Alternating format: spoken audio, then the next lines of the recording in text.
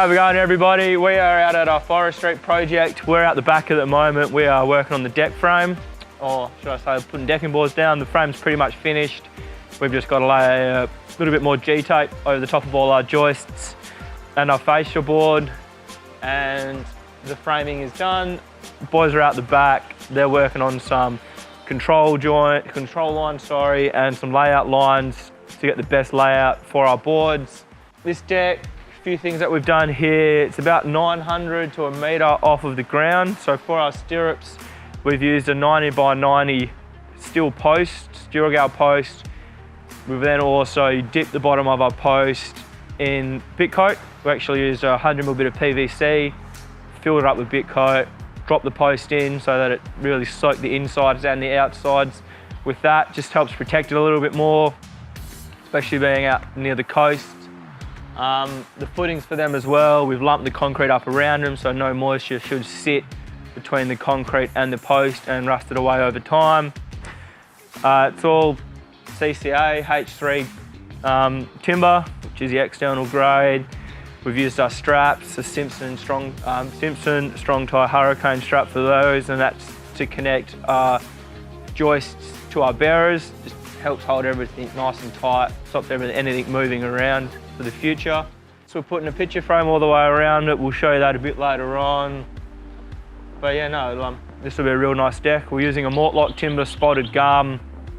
We get the marine plank from them, and it comes with a little dome machined into it. Helps it so moisture doesn't sit on top of the decking board and can run off.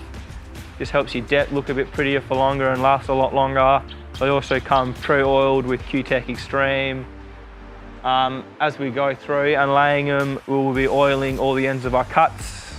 Another little thing that just helps your deck look prettier and last a bit longer. Once this is down and we've got our Lime Creek cold concrete down, the contrasting colours is going to look really nice.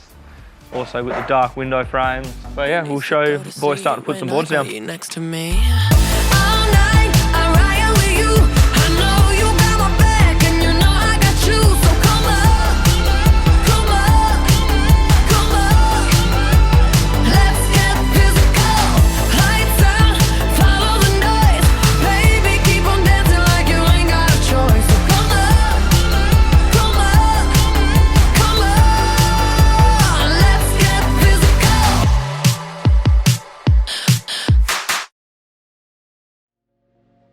All right, I'm just going to talk a little bit more about the G-tape, which is an acrylic tape that we use to cover the tops of all our joists and bearers. For us, it has two reasons that we use it. One is to protect the top of our joists and bearers. Just if water pulls up between your boards, it's a waterproof tape, doesn't let the water penetrate into your timber and then rot out over time. We've stripped a fair few decks doing demo on Renos, and the bit that always lets them down is, although this is exterior grade timber, it's allowed to get wet. Constant moisture sitting on top of it will still rot it out. So what you find with the deck is people walking over it, dragging sand through it. The gaps in the decking board, sand will pull up, moisture will sit in that sand, sit on top of your timber, and then rot it out over time. Same thing can happen in your bearers, so that's what this does, stops that from happening. And then also it just makes your deck look a bit nicer, because rather than seeing your coloured timber through your deck joints, it's just black and then it just looks like a shadow. All right, how are we doing, everyone? We got the this guy. That's something I'd expect from Nick, not from you, Adrian. Good morning, everyone. How are we going? We got the Stiletto mic on board again. We have the whole team out here today. We've been smashing away at this deck just before the end of the year, and obviously now into the new year. Coming up really nice. Just a couple little details that we do that I want to get you in a little bit closer for, so that we can show you how we do it. John comes up here. Cut little things here for us to show. One thing we are doing is any of our cut ends where our decking boards are joining, where our picture frame ends are, pretty much wherever we're cutting a board and we're not gluing it together, we're using the old Easy Prime. We've got the Easy Prime filled with our Q-Tech Extreme C50, and we're just giving our ends a quick oil before we drop them in. Just helps preserve the deck and will help us last a little bit longer. Another thing we're using is these Spax decking screws. They're a really nice looking screw and they're really strong. They're a 2-part threaded system. So we have a bottom thread grips into our joists, and then we've got a top thread that actually grips into our decking board, and that is what holds our board in place. The head itself is really just somewhere to insert our fastener to fix it down. The advantage of that is that we get a really thick, strong screw with only a small head that's seen in the top of our decking board. As you can see, it's stronger than a 10 gauge screw with a way smaller head size. These are an awesome screw. I don't think we've snapped one yet. Normally on a deck, if you're using your normal screws, you snap a lot of screws, it gets quite frustrating. Something else we've also been doing on all our picture frame miters is we are putting these 50mm dominoes into all of our external miters.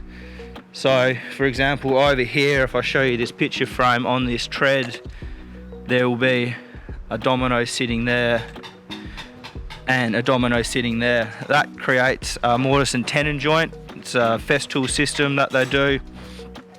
We do that just to try and hold these miters together, as the boards will weather through summer and winter and the change of seasons as they move around a bit. These should help hold the miters tight. We use a tight blonde external glue with that as well. As I've mentioned before, this is our Mortlock marine plank. These are machined to have a pre-cup to them, so I'm not 100% sure if John's camera will pick it up, but as you look over the top of our boards, rather than being dead flat, there's a little wave to them, and that is to stop any moisture sitting on the top of the board and pooling. It will run off the boards. And then also underneath where they attach to our joists, they're hard down here, but there's a little gap underneath this section of the board between the bottom of the board and our joists to allow for a bit of airflow to help them dry out as well. Other than that, we're on the last bit of this deck. It's looking really good. G-taped everything, G-taped all the faces. It's been quite fiddly. There's a lot of ins and outs and everything to work through, but it's really coming together now. As we push through, we're going to draw a line in the sand here. We're going to start working forwards. We've pulled some of the old eaves down, reframing that, get that ready for new sheeting, and then we're going to keep working from the back of the house to the front of the house.